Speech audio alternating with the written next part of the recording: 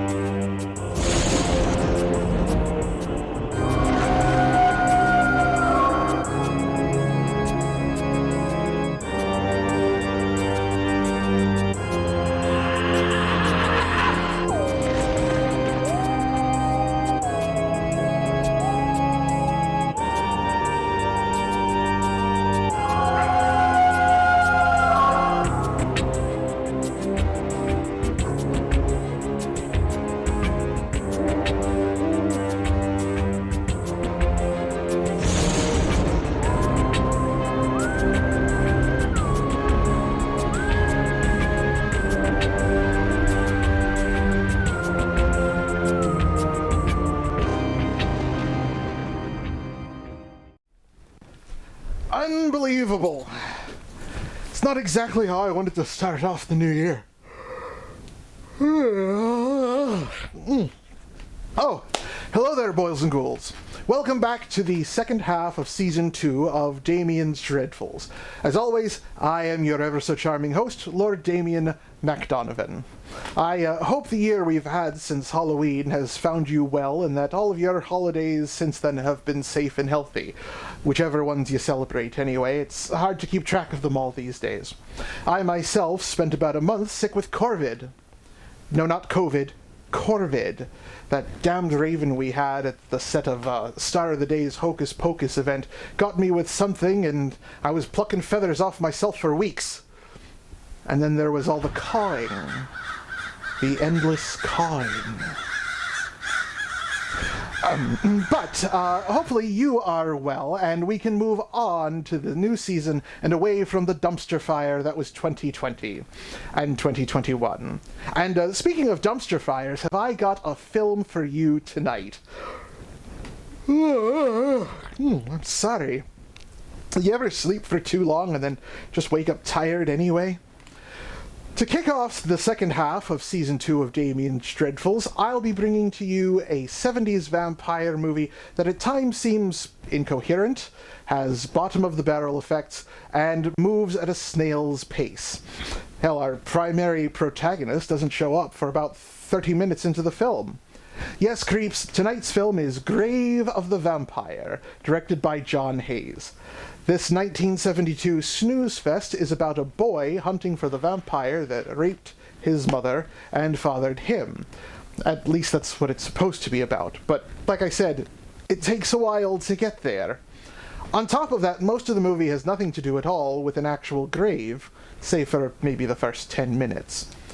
The film stars Michael Pataki, Lynn Peters, Diane Holden, Lieux Dressler, with top billing going to Will Smith. Oh, I'm sorry, no, that's William Smith. We won't be getting jiggy with anything tonight, but we may get a little Wild Wild West a little bit later on in the season. Well, I'm going to take a little bit of a nap while you get started with the movie.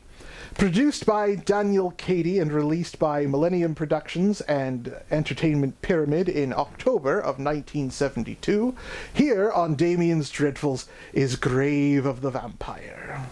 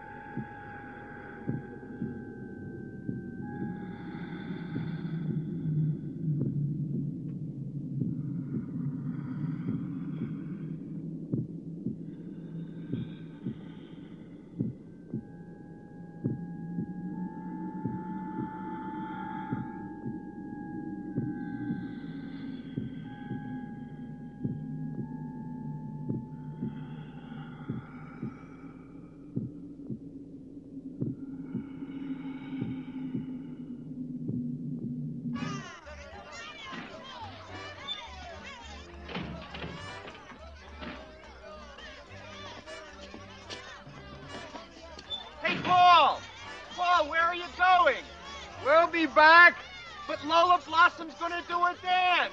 And we got all the freshmen dressed up like dogs so they can crawl on their knees and bark at her. Yeah, fine, we'll be back. Shall I tell Lola to get started? Yeah, tell Lola to get started. Yeah!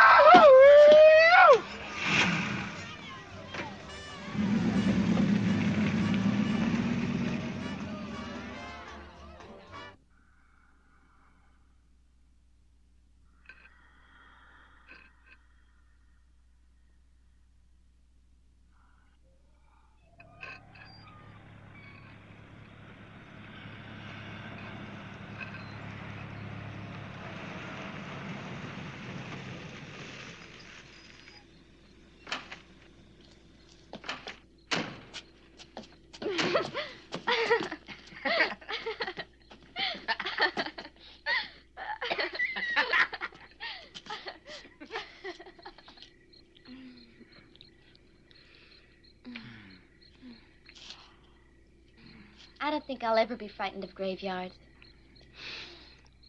They're special for us. Hey, it was almost this very spot. Is that why you brought me here tonight? No, that's not why I brought you here tonight. I saw you peeking into the bedroom where Lola Blossom was getting dressed. I wasn't peeking. What do you call it, then? She just left the door open, and Go on, Paul. I merely suggested to her that perhaps she should close it. Yes, Paul. I understand.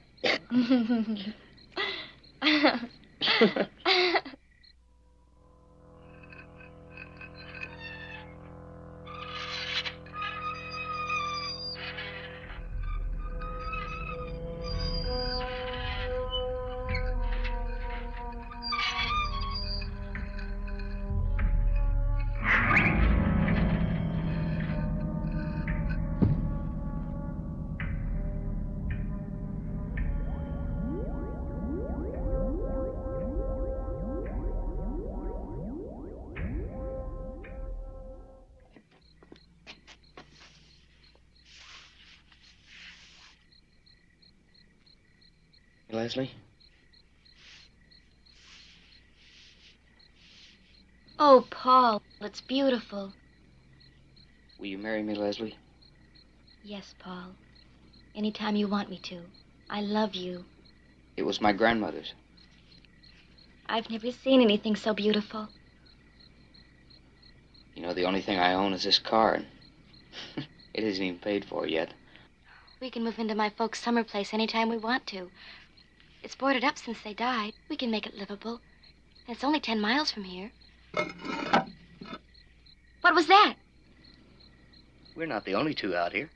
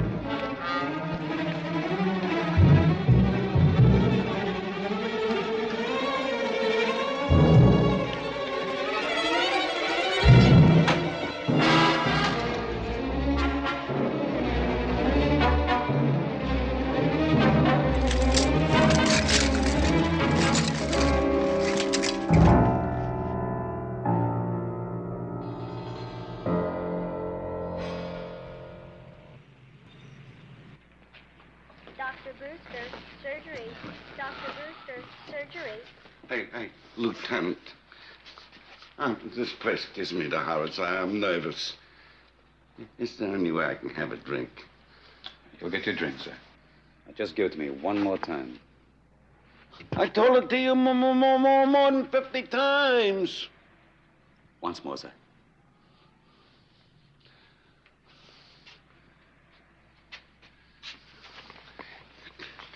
I was asleep by the rear gate of the cemetery. I heard a thumping sound. I heard a woman scream. That woke me up. Then I tried to go halfway back to sleep, but the sun was coming on. I couldn't keep my eyes closed. So I got up and walked a bit. And then I saw a dead man. Terrible, terrible. And then another man climbing out of an open grave. Got up yelling and screaming. And I looked down in the grave, and there she was, with her dress up and the rest of her body naked. I started running down, Lieutenant, yelling and running until the patrol car picked me up. And I ain't had a drink since. When you saw the man running, can you remember if the sun had completely risen? I was so frightened when I saw that dead boy's face, I couldn't think of anything else. Try to think now. I don't remember the sun. I only know it was like a grayness when the night is over. You can go now, Zach. Just check in with us every day for a while. Oh, thank you, Lieutenant. I will. And Lieutenant, I'll be down by the Bible mission, too. and no more cemetery for me. Good thinking, Zach. Dr. Evans.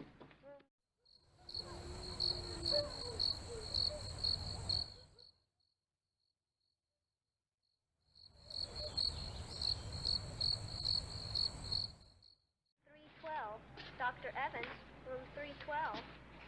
Aren't you going to hold Zach? Mm-hmm. He was drunk. Maybe he blew his top and killed the kid. I wouldn't put it past him. Zach is harmless. And what's all this about their son having come up or not? The kid's body was drained of blood, wasn't it? He was badly cut up. The blood just drained out. Then where is it? It wasn't on the ground, it wasn't in the car. I figure he was killed somewhere else and then dumped in the graveyard. Maybe you're right. Now look, Lieutenant. All day long you've been dismissing every possibility I've come up with. I don't mind telling you, I don't like it. Now, we got a young man who has been murdered in some freaky way. A young girl, half out of her mind, who may or may not have been sexually assaulted, and a crypt from which someone stole an old corpse. Now, how about asking some questions around that campus? We will, Duffy. And any place else you feel we might come up with something. All right, then. All right. Dr. Havens, radiology. Dr. Havens, radiology.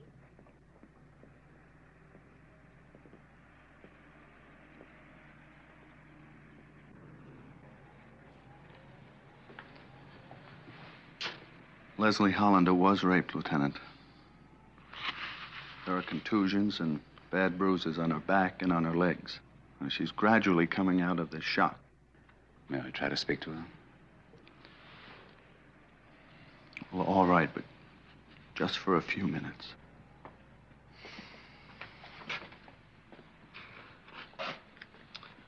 Leslie, there are some gentlemen here from the police to see you. Miss Hollander, I'm Lieutenant Panzer. This is Sergeant Duffy. And we'd like to talk to you about what happened last night. It's not only what happened to you, miss. It's what could happen to others in the future. It's your duty under the law to... I'm going to show you some pictures. Now, it's possible that the man that did this to you is in these pictures. I'm going to hold them so that you can easily glance at each one.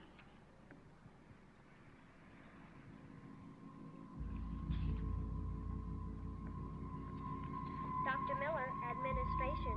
Dr. Miller, administration. I'll keep on flipping them. And you keep on looking at them. The faces, Miss Hollander. The faces. That's a good girl.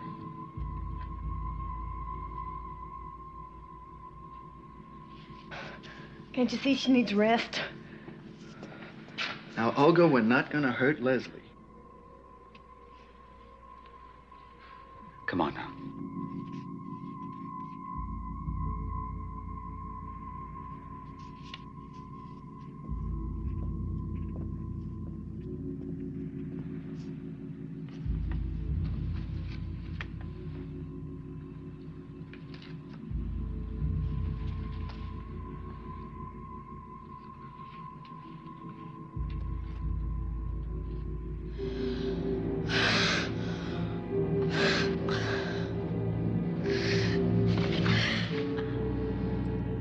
Gentlemen, you'll have to leave.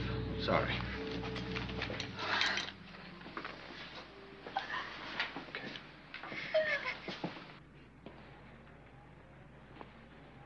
Whose photo was it? The very man whose corpse is missing from the crypt. Cady Croft. Last arrest, Boston. Rape.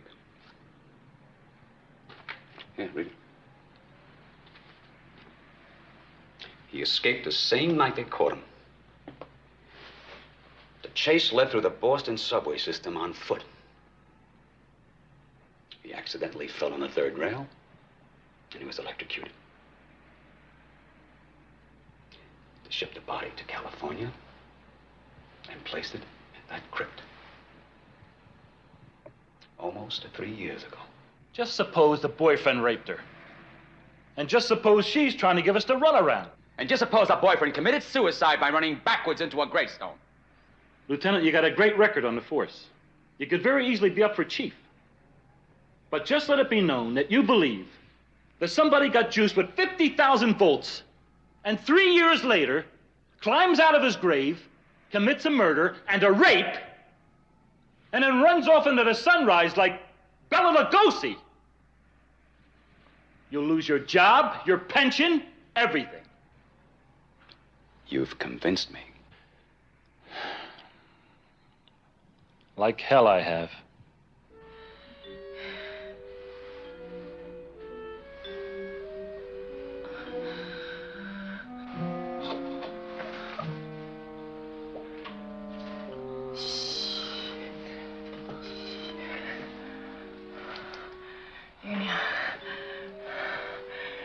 Just rest.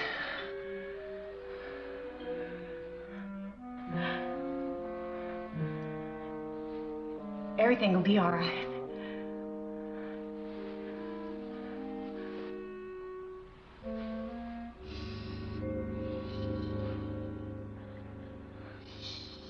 Don't try to hide from me. You fiend! Don't waste your breath, my dear. No one can hear you. My basement laboratory is soundproof. Why did you bring me down?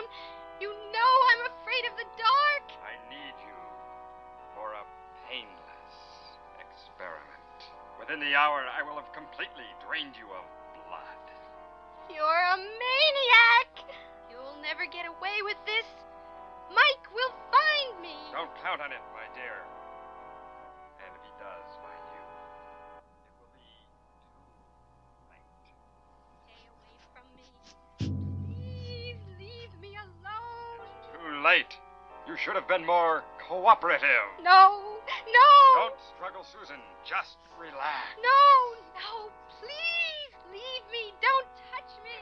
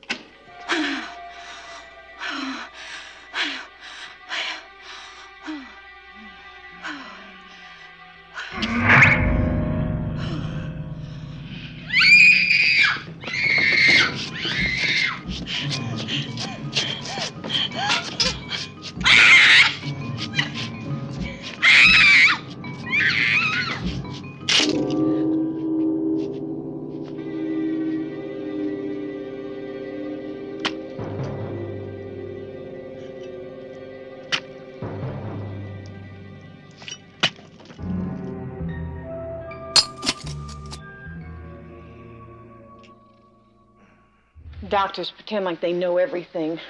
Pills, needles, talk. And the people wither away. The pills help me, Olga. They help you forget you're alive. Olga, I would like to talk to Leslie alone for a few minutes. I've been taking care of Leslie for 24 hours a day, but now I have to leave for a few minutes. It's all right, Olga. My husband died from pills.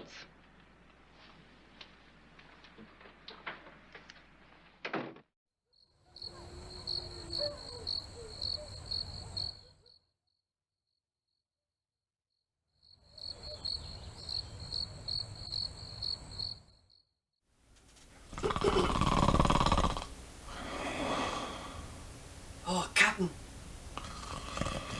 Captain. Oi, Captain. What?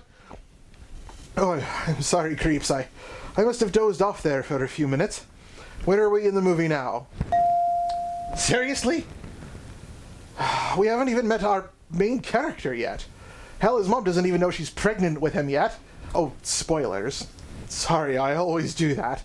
Anyway, yes, as I'm sure you've probably already guessed from the description of the movie, poor Leslie here, played by Kitty Valasher and only credited as unwilling mother, is now pregnant with the half-vampire spawn of her rapist.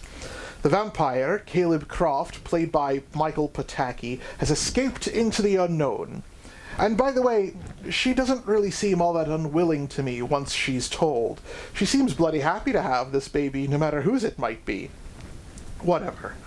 Grave of the Vampire is based on the novel The Still Life by David Chase. Chase himself and director Hayes worked on adapting the novel into a screenplay. I haven't read it myself yet, but I sure hope that there's a faster pace to the book than the film. I know it's a movie, but a half-hour TV sitcom would have wrapped this entire thing up by now. I mean, 22 minutes in, and still no primary protagonist. And we haven't had a single word spoken by our villain and title character. Good God! Oh, there I go again. I'm terribly sorry. Well, I'll stop rambling, and I'll let you guys get back to the film.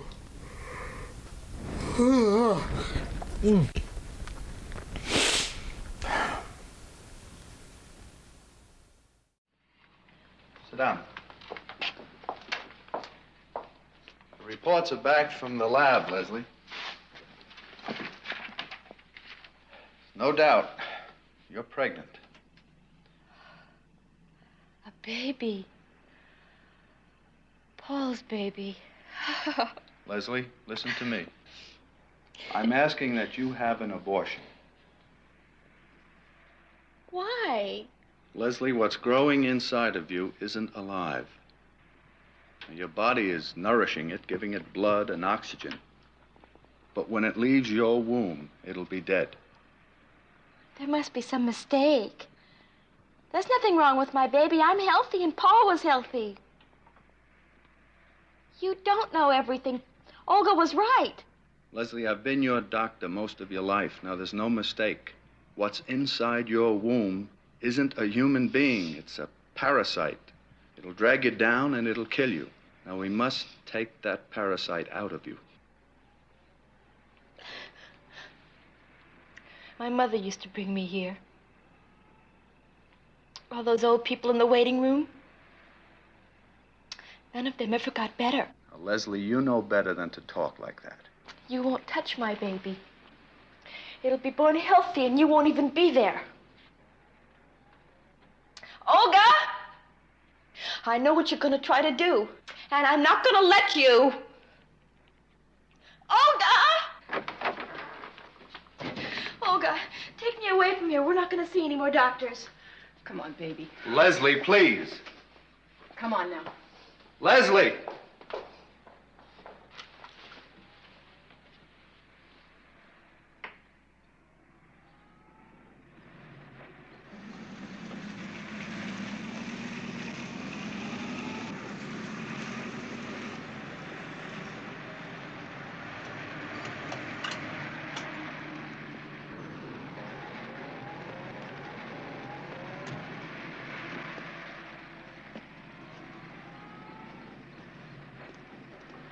May I help you with your bag? We don't want help from you. The other officers are calling it an unsolved crime. Why do you persist? I'll find them, Miss.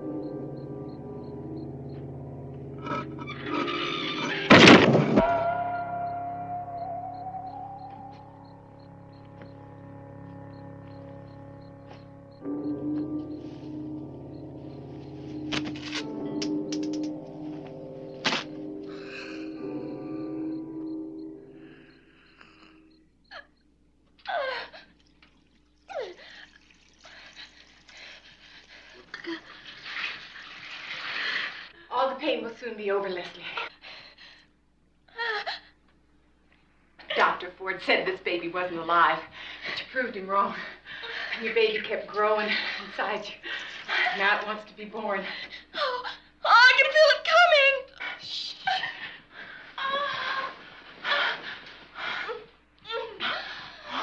All the pain and misery. Them doctors wanted to rip this baby from inside you. Shh. It's coming now, Leslie.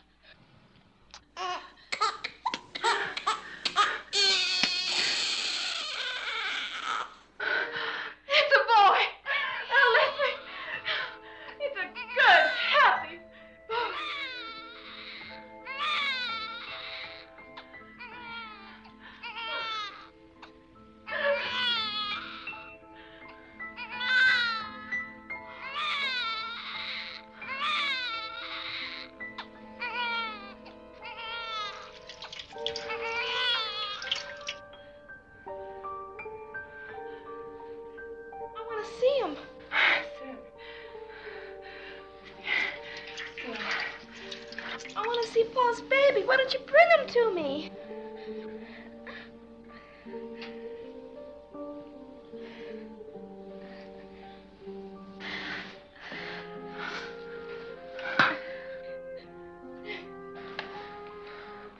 Oh, look at his little hands move. Yes. Why is he so gray? I've never seen a baby with such a color before.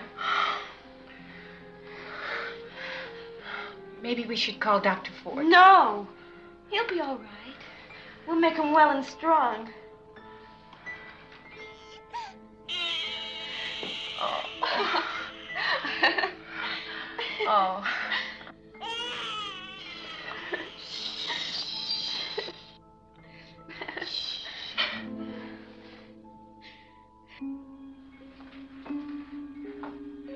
Please, Leslie.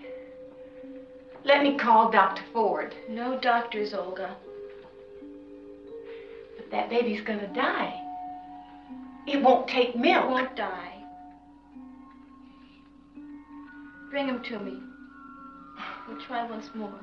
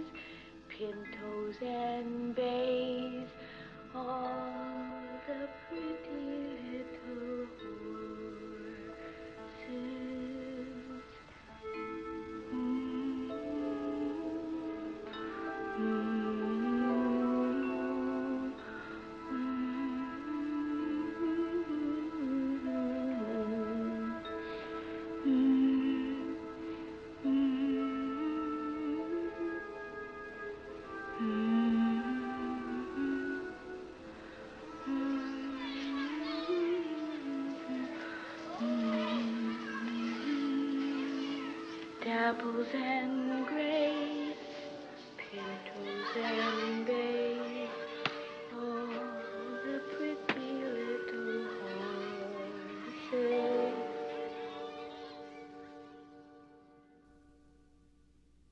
My mother found it difficult to tell me that I wasn't like other children. I could never share life with whole human beings. I slowly learned that the thing that raped my mother and fathered me was no living, feeling man, but a malignant force, a cancer that refused to be destroyed. It wasn't only her blood that my mother gave to keep me alive. Her youth and her own life was sucked up into the syringe that fed me. I came to hate Caleb Croft for creating me in his image and for using my mother as a spawning ground for his evil. I'm determined to destroy him. I've tracked him from country to country to the colleges and universities where he finds a fresh young blood he craves. Luck or an animal's sense of danger keeps him always one step ahead of me. But the circle is closing. Soon I'll meet my father face to face. Soon I'll have him where I want him.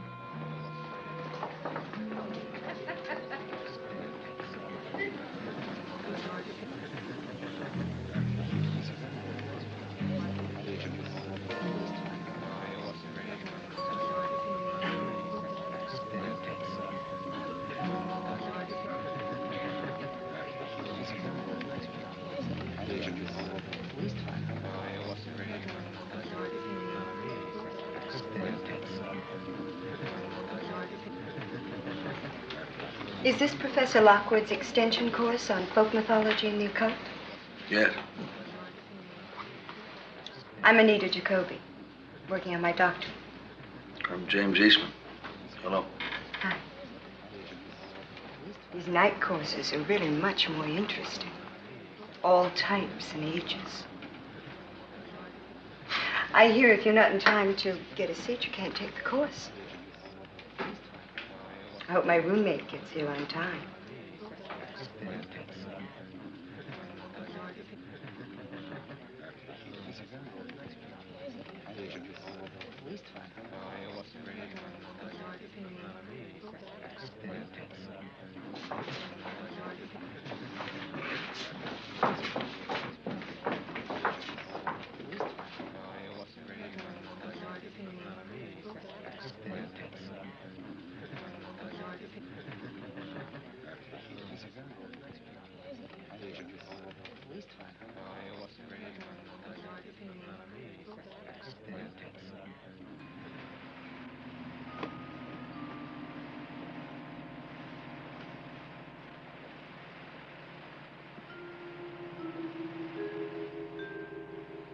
Sarah.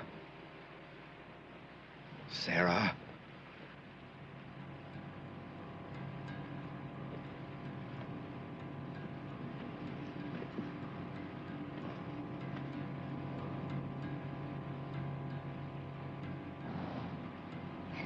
It's getting chilly.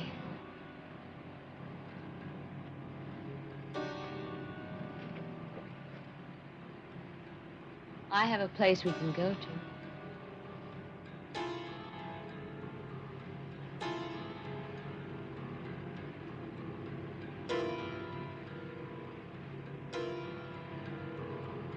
Ain't I good enough for you?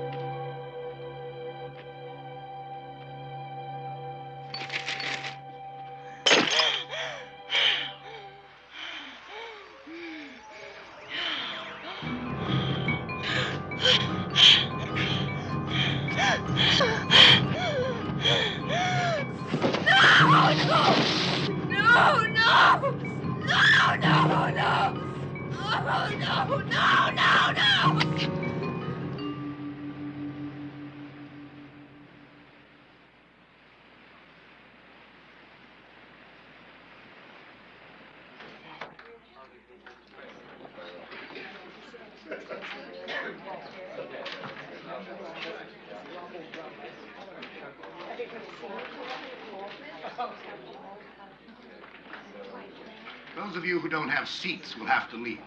I'm sorry, but we just don't have the space.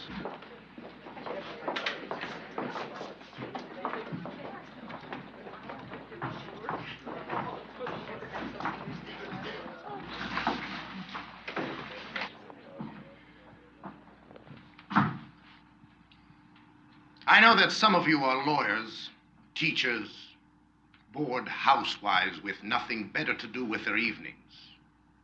But with any luck, a few may learn something. My name is Lockwood. Professor Adrian Lockwood.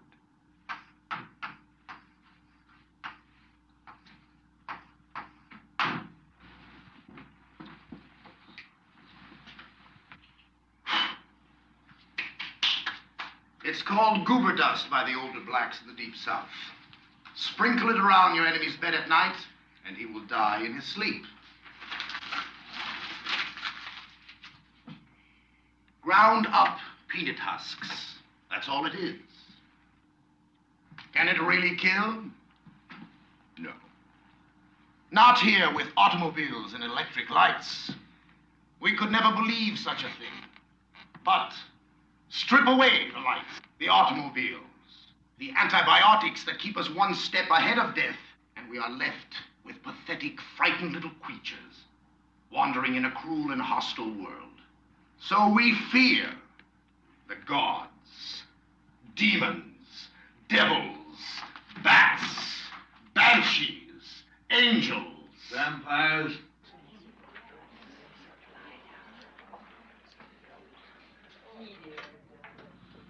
Yes, as a matter of fact, vampires.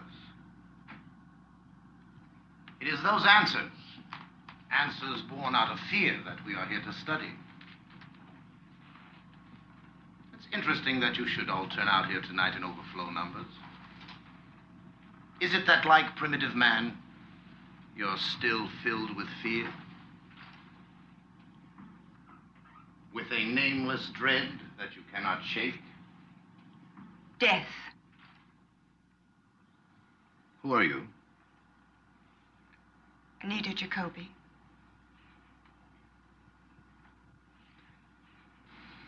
Death has been the chief dread.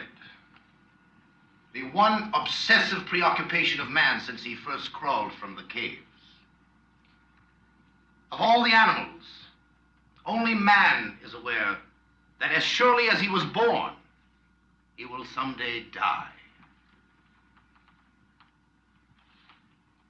The individual who can inflict death has the complete respect of the other man. They are in awe of him. Death is also very beautiful.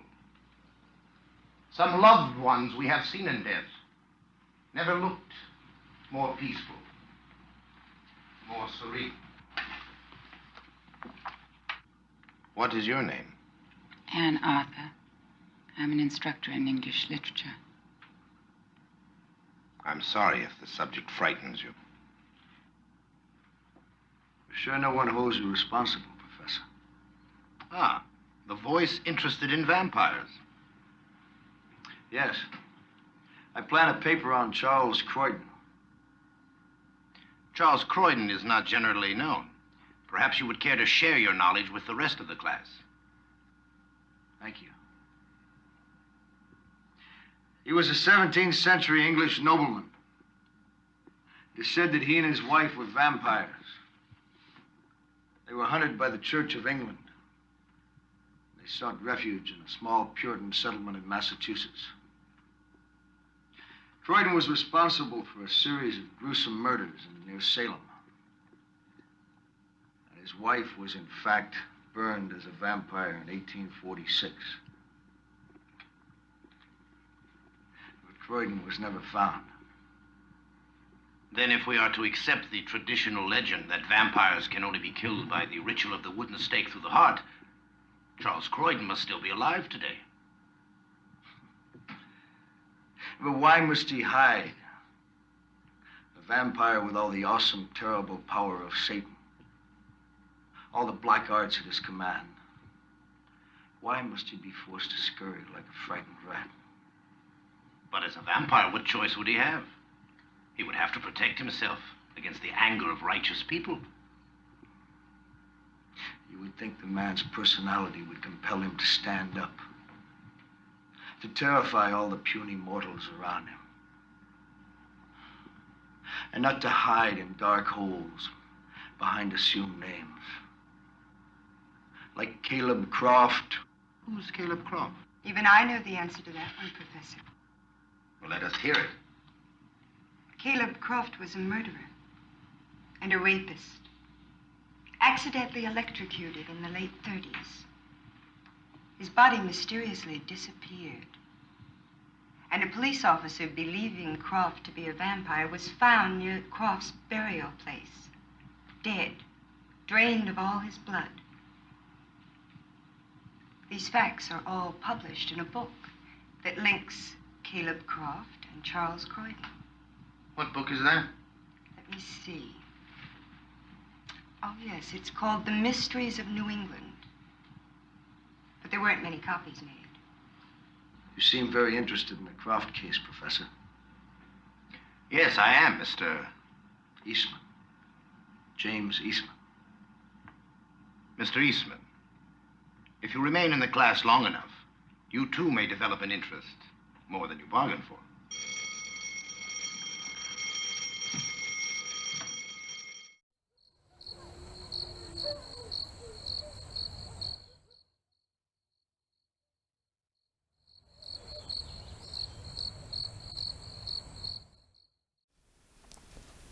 "33 minutes. Are you kidding me? 33 minutes before we find out what is up with this baby who is supposed to be our main character. And then, after 33 minutes, it takes less than 25 seconds for that baby to grow up and start narrating. Narrating! We didn't have any narration before he was born, and we won't get any narration any time after. What in Lucifer's name is this movie doing? And let's talk about our main character now, shall we? He is so dull. He's far too old to be a college student, he looks like a wannabe Donald Logue, and he does nothing to move the plot along.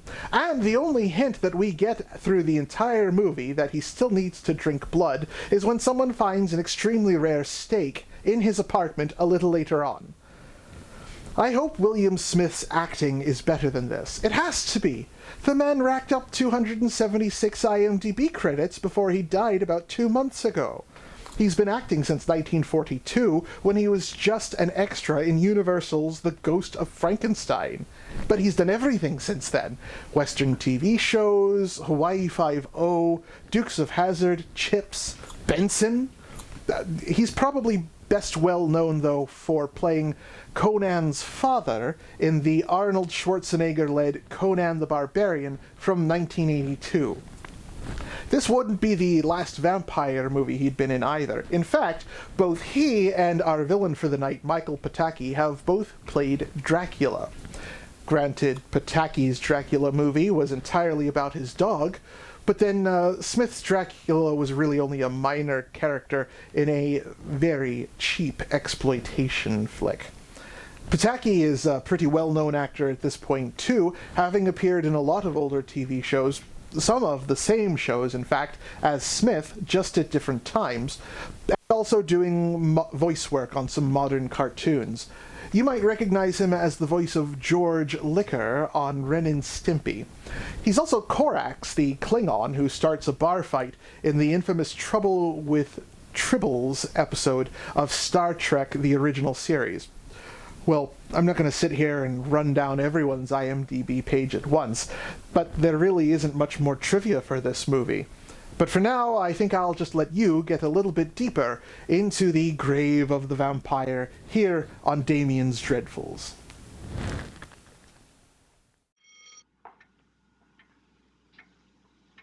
Miss Arthur.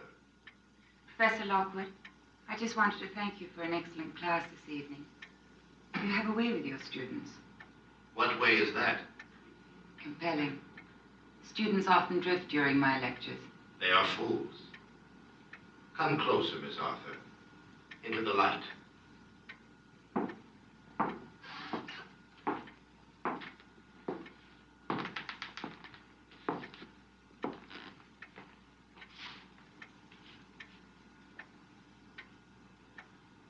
You did not come here to discuss your students, Miss Arthur.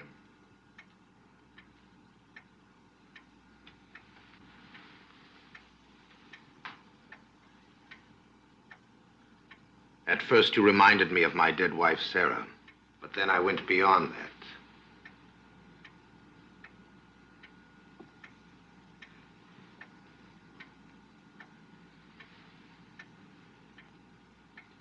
No artist could capture such grace. Forgive me if I seem to be compelling. That quality is inspired by you. Please, Professor Lockwood. I feel very helpless at this moment. I'm sorry. Perhaps another time, another place. I would just like to leave here now. You're free to leave. No tricks. No goober dust. My work's the most important thing to me. I know.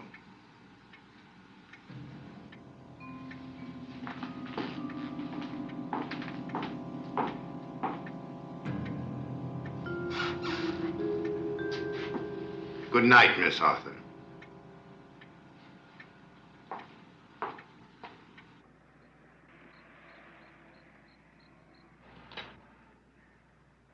That's all, sir. Closing time.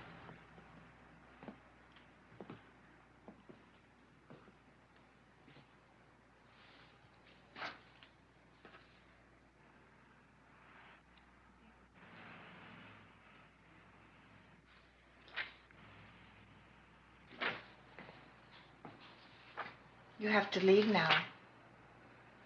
I would like to take this book. Oh, no, that's for reference only. I couldn't let that go out. I drove all the way from the university hoping to find a copy. It's vital for a lecture I have planned.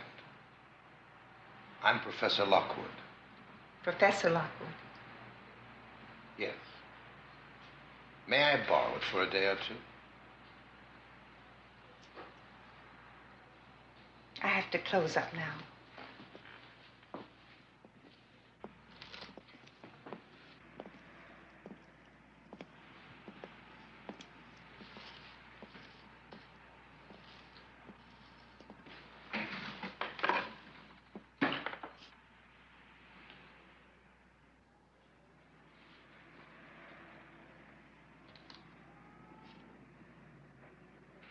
You have lovely hair, Mrs. Fenwick. Miss Fenwick. Miss Fenwick. I was a photographer's model once.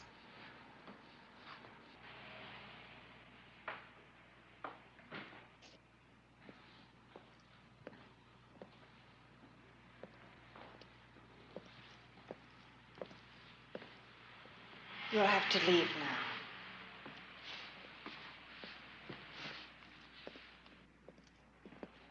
The book, Miss Fenwick? The library has very strict rules. I can't make any exceptions. You led me to believe that I could take it. I did not. All that business about your hair and your eyes. Good night, Professor. You were using me. You have got to go.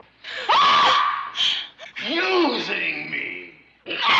Using me.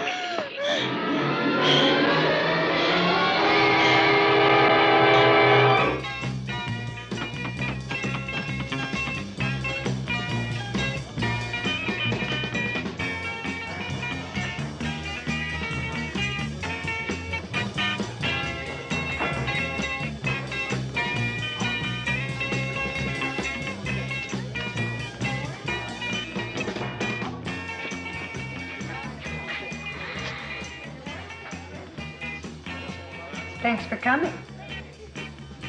Can I get you a drink? No, thanks.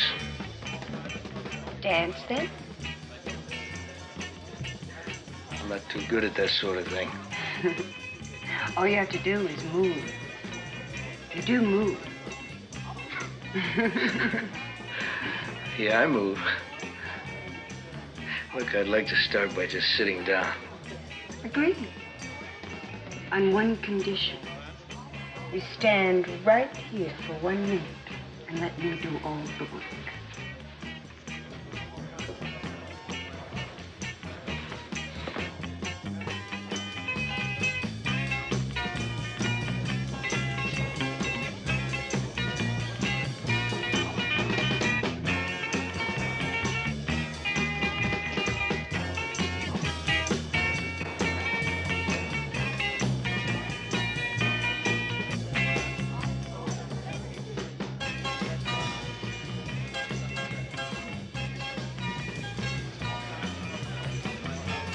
I don't get you.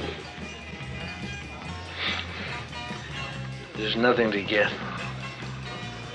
James is playing heavy tonight. It's all right. I'll go any route you want. I want to show you something.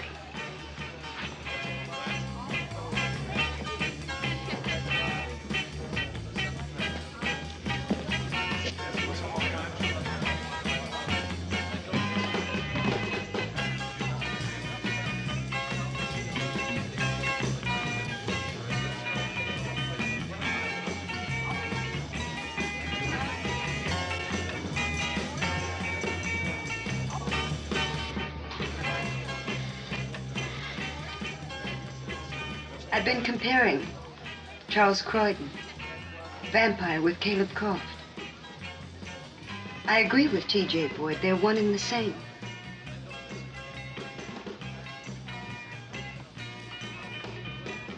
But I think that you know more. Or Professor Lockwood knows more. Or you know something about each other.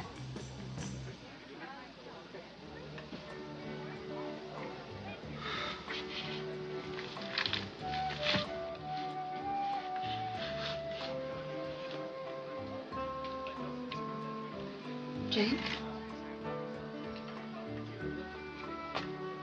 I can't help you. You're like Croft. Or Croydon. I'd swear you were a vampire if I hadn't seen you walking around in the sunlight. You're unattainable.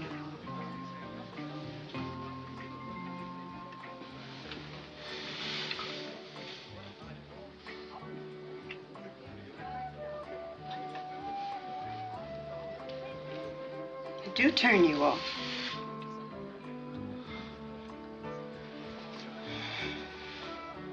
Hey. Yeah, I'm sorry.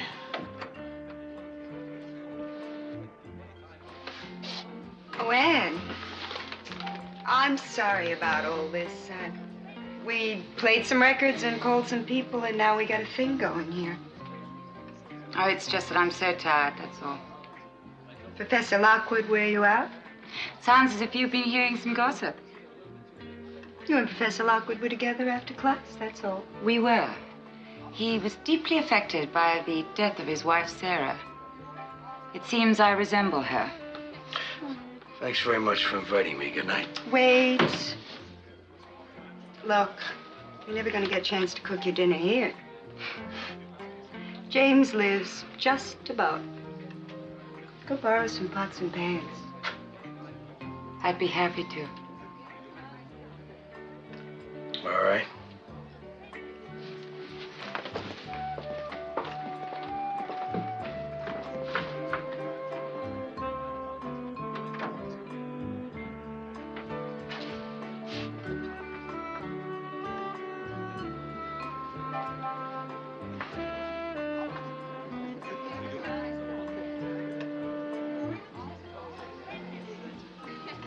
Sarah.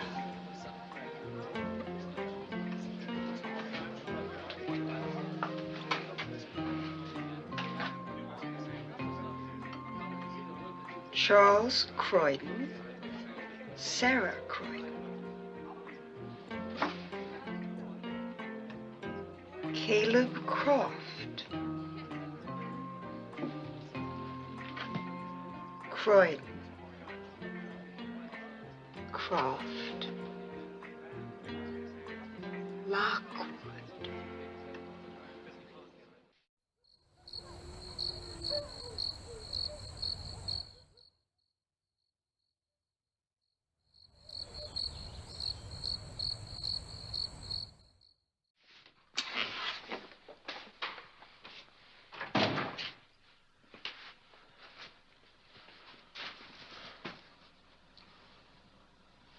There's the pots. Can I fix you some spaghetti? No, thank you. Some Chianti, then? All right. Do you have a corkscrew? Yeah.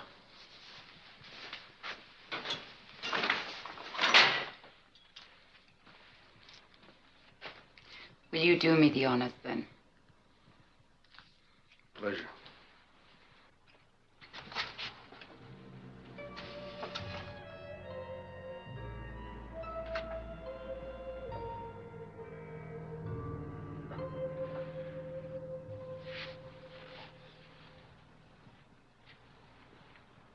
Do you have a dog or a cat? The meat's mine. Oh.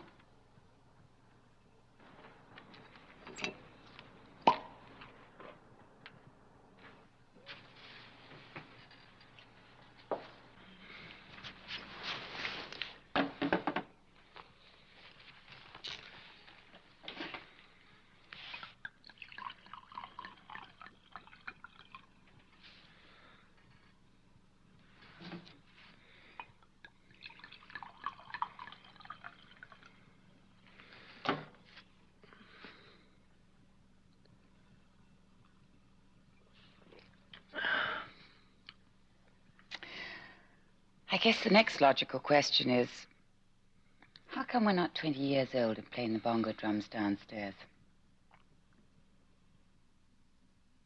Sorry, I'm embarrassing you.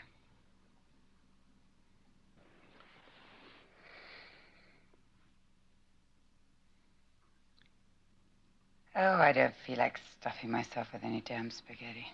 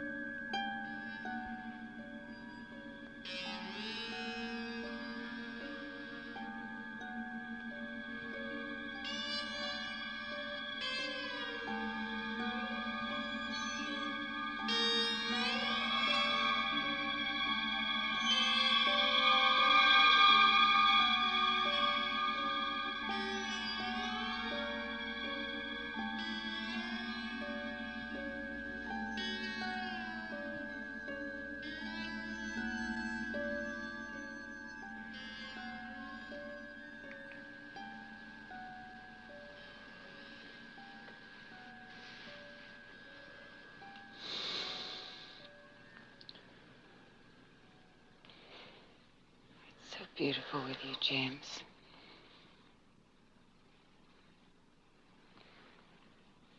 I hope you don't think I'm always so aggressive. I don't.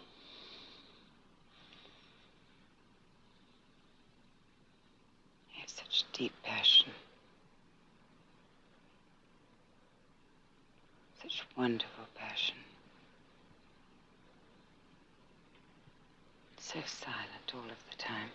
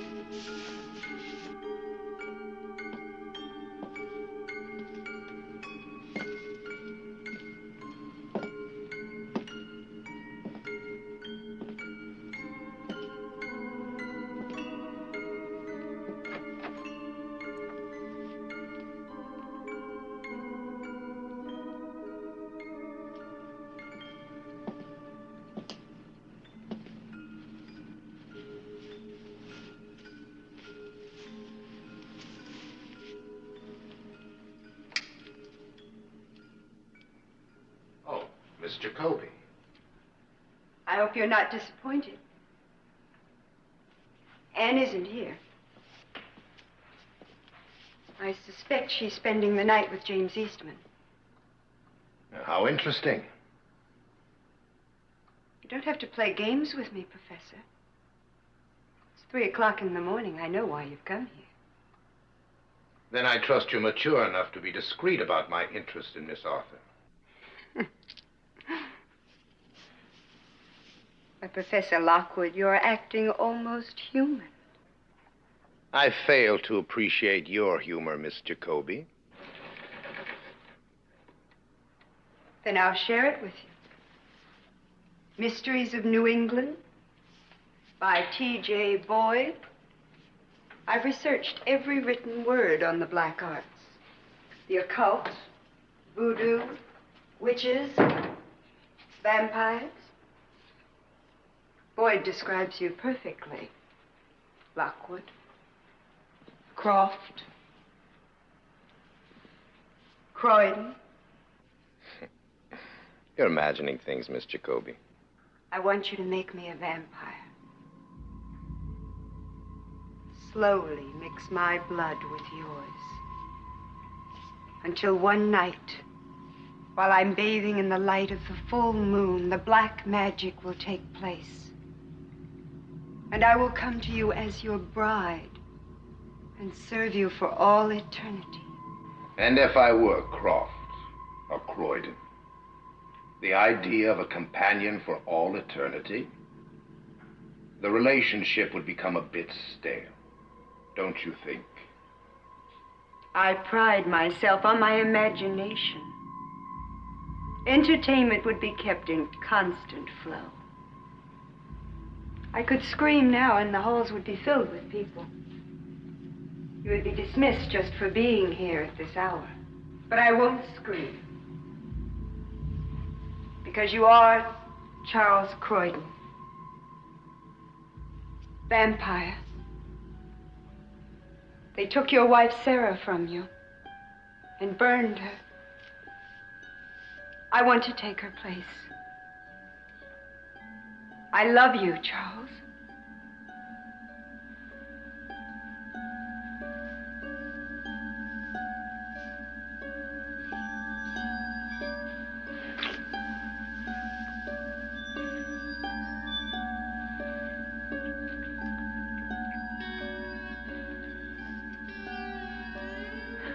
Please take me, Charles.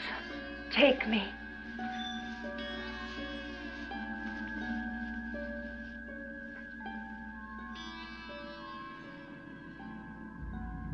I am Caleb Croft and Charles Croydon. You shall have your wish, Anita. When do we start? Tomorrow night, at my home.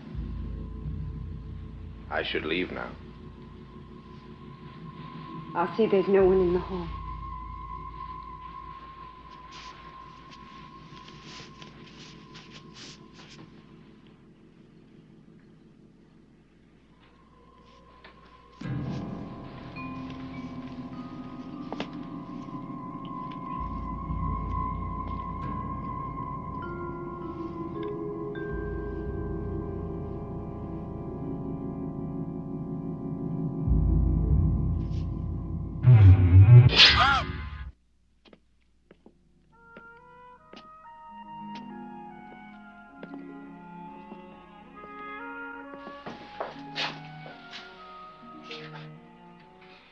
I don't expect you to act in any particular way.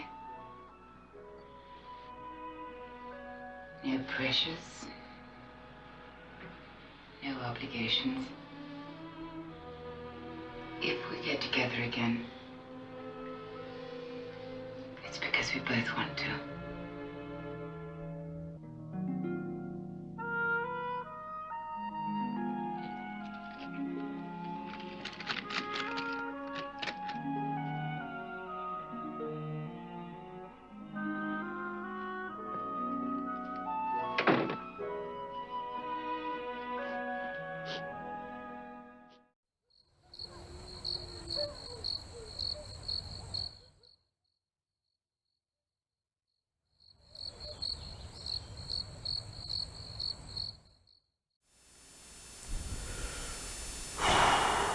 Oh boy, that escalated quickly.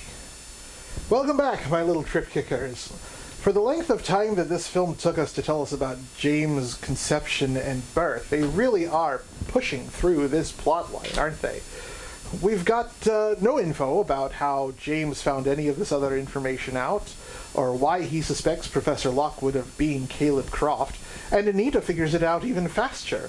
Sure, we know they're the same person already, but how did they figure it out? And almost as quickly as she was introduced, Anita's been off camera. Diane Holden, who plays Anita, didn't really have much work before or after this film. In fact, she only has 5 IMDb credits, including this one. Oh, and speaking of moving fast, how about James and Anne? Wow, 12 lines of small talk dialogue between them and bang. And he's so dull. My God, he's dull. He's so deadly dull and tedious and stuffy and boring and desperately dull. Oh. Lynn Peters, who plays Anne, may have taken this role as a sign to get out of showbiz altogether. Despite working on various TV shows before this, Grave of the Vampire would actually be her last IMDb credit. Strangely enough, Peters, Pataki, and Smith had all made appearances on one of the biggest TV hits of the 60s, Batman. But Peters was the only one to have a somewhat recurring role as Lady Prudence in a 3-episode story arc. I wonder if her experience in this film made her realize she'd never be a scream queen and just hightailed it out of Hollywood. Oh, and if you think that this is all going awfully quickly now, just wait. In another 7 minutes or so, we'll be introduced to 2 completely new characters who we've never seen before. And one of them is really the only well-known actor in the movie. Carmen Argenciano just shows up out of nowhere as some skeptic student in Lockwood's class who's going to help with a seance. Oh, don't worry. You might think you don't know that name, but you will definitely know that face. Just not that hair. Anyway, let's finish this thing off. I'll see you in a few minutes.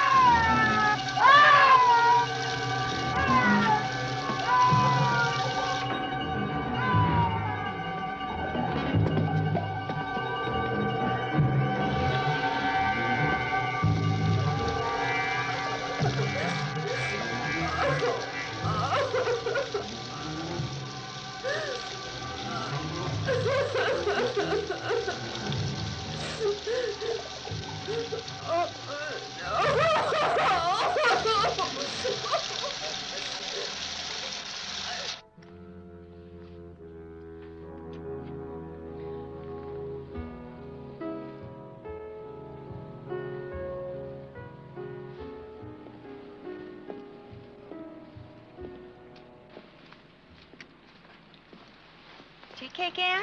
No, thank you. Tea's enough for me. God, if I found a needle like that, I'd be in a straitjacket. But here you sit, sweet as cream, ready for tonight's seance. Oh, I guess it must be English fortitude. Cake is so delicious. I can't believe dead people haven't found a way to eat it. After all, they're just like us, only crossed over, I mean. Do you think Professor Lockwood's really going to make contact tonight? I can't say it's impossible. I'm so glad you feel that way. Sam says I'm too emotional about these things.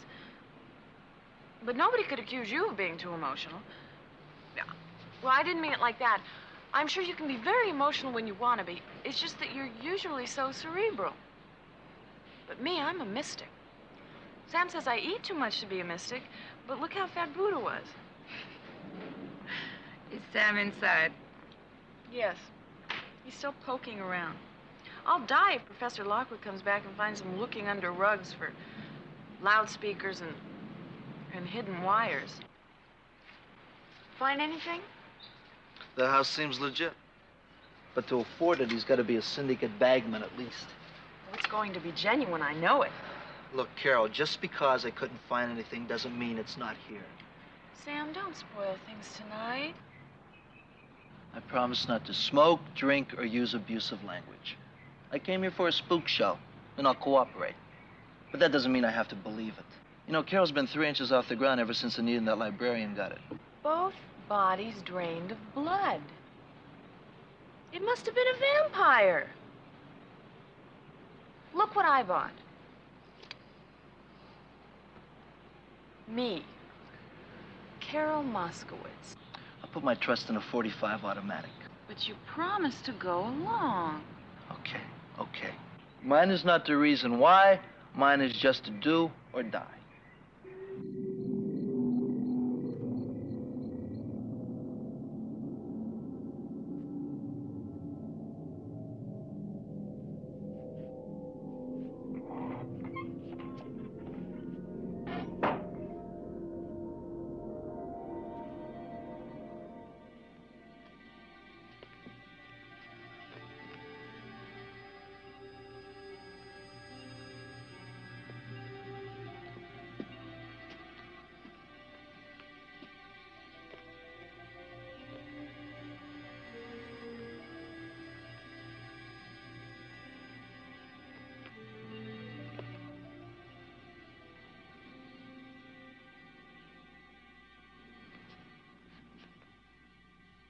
Good evening. I took the liberty of dismissing the servants. Their very presence in the building could be distracting. You make a groovy medium, Professor. It is not I who will be the medium. Who then? Anne? Why, Anne? Because it is you who is most qualified. Oh, yes. If you remember our conversation one evening after class. I remember. I was testing your ability to submit to suggestion, as I have tested each one of you.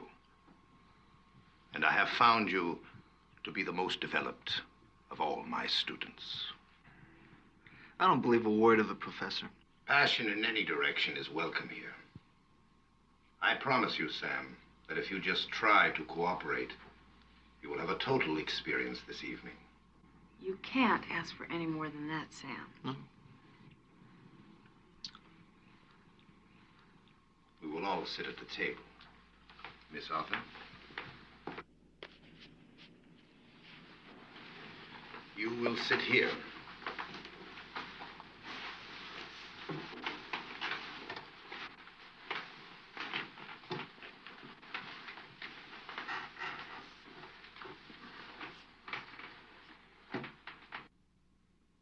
remember, there is nothing to know, and nothing that we are obliged to do, except to join hands and to relax.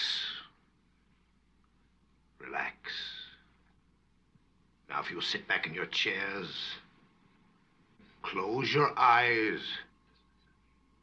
dismiss everything from your minds. Everything. Our bodies are relaxed, and we will bring all our thoughts to one central part of our brain, then to our shoulders, our arms, our hands, one into the other, until our minds merge slowly, one into the other,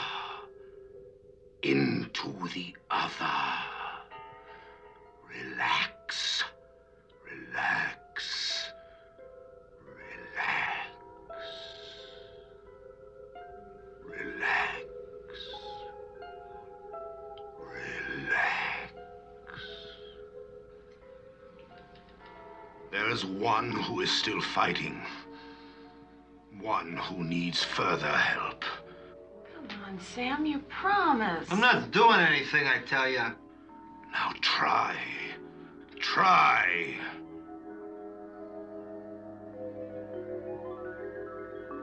That's better now. Sarah. My wife, Sarah. Anne is here with us all. She is ready to receive you now. Take her, Sarah. Your mind and her body with me through all eternity. Sarah. Sarah. Sarah failed you, Charles. You're mine now. That's Anita's voice. I've crawled the floors of hell to face you, Charles. Anita, tell us the truth about Caleb Croft and Charles Croydon. It was you fighting me. You calling Anita. Anita, tell us about Croft, Croydon, and Lockwood. The same man, the same vampire. I love you, Charles. A moment more and I shall become Anne. To serve you for all the nights of all time. You will not possess Anne's body. Too late, Charles, too late. I'm here now with all of you. Fight her, Anne. Cast her out. Fight, Anne. Fight. No, Anne. Submit to me. He'll murder you as he did me. James was right, Anne. Lockwood is the vampire. All of you. Professor Lockwood is the vampire. Anne, look at me. Look into my eyes.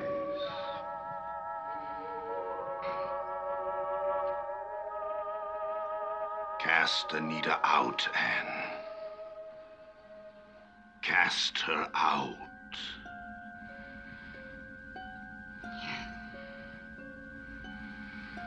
Yes.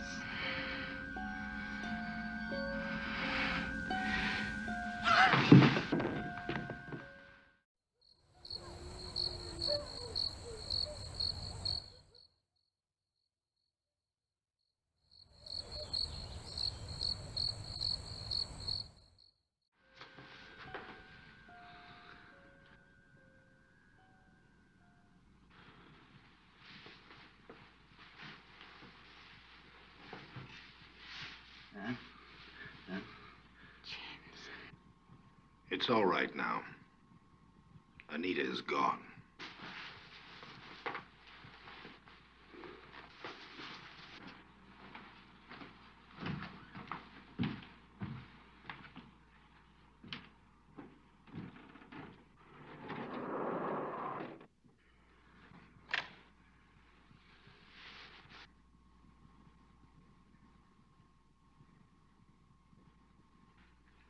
I don't know about the rest of you, But I think... Just what do you think, Sam?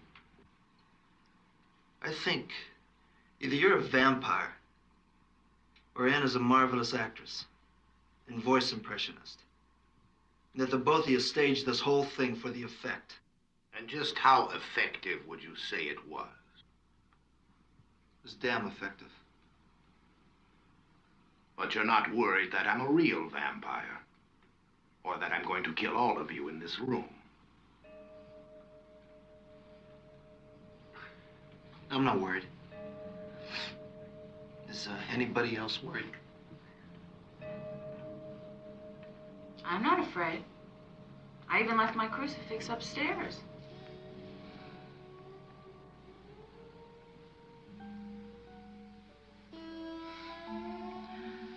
You remember what you said about us getting together again? It's because we both want to. Yes.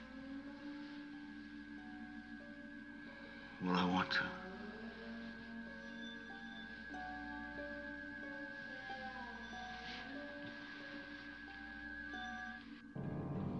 I've locked all the exits.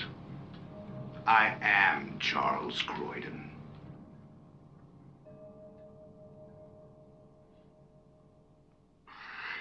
This is ridiculous. Come on, Letitia. Let's get the hell out of here.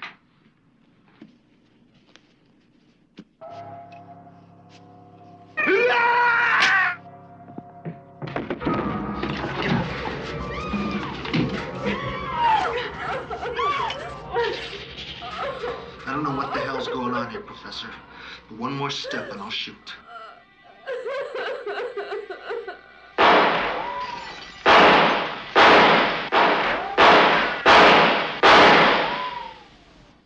Stay here.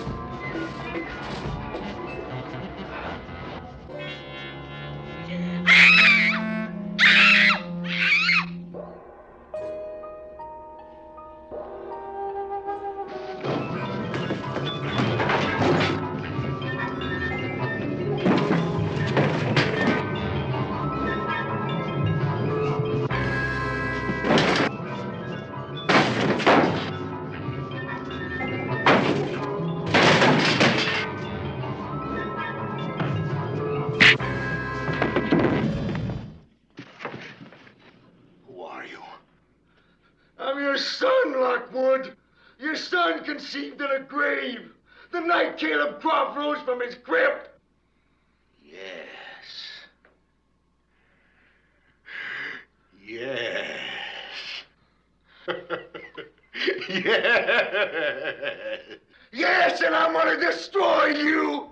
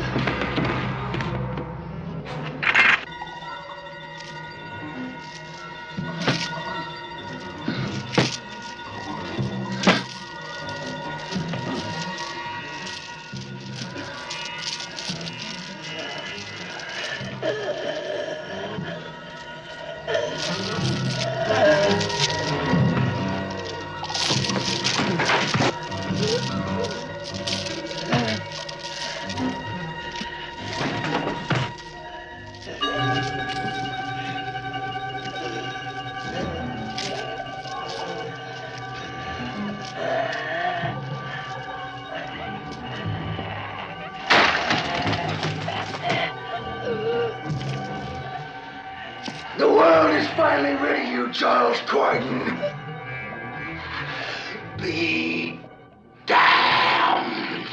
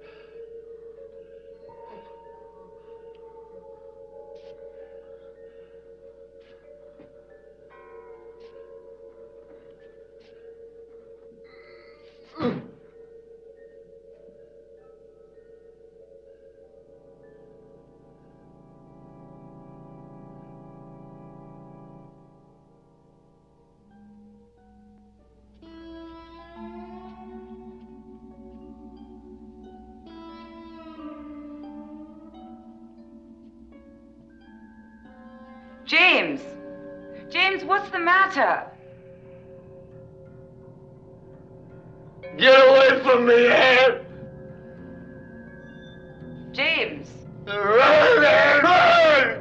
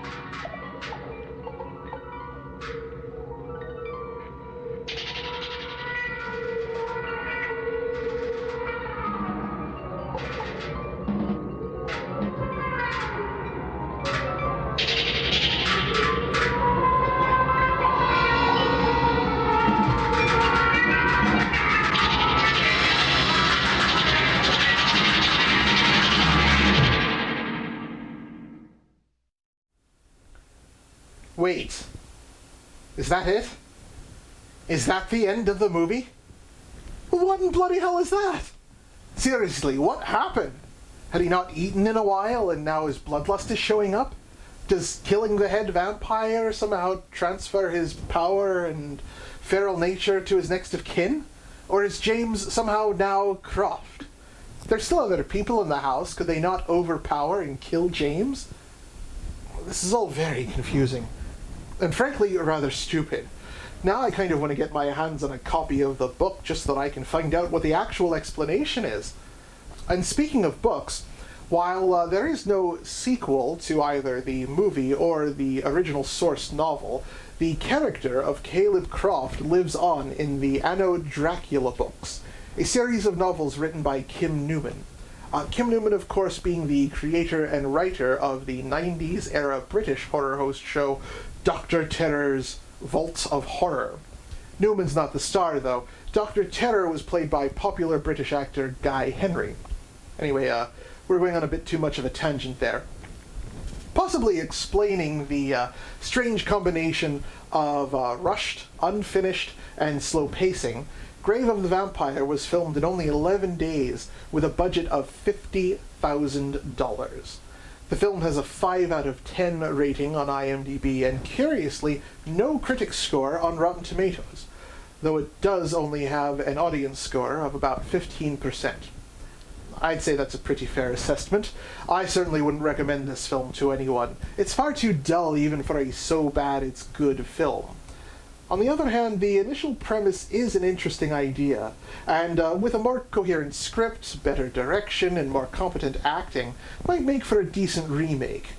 Considering its public domain status, I'm actually kind of surprised no one's tried to do that yet. Yes, well, that was Grave of the Vampire. Thank you, boys and ghouls, for joining me for another episode of Damien's Dreadfuls. As always, I have been your ever-so-charming and rather tired host, Lord Damian MacDonovan. Until next time, have a ghastly evening.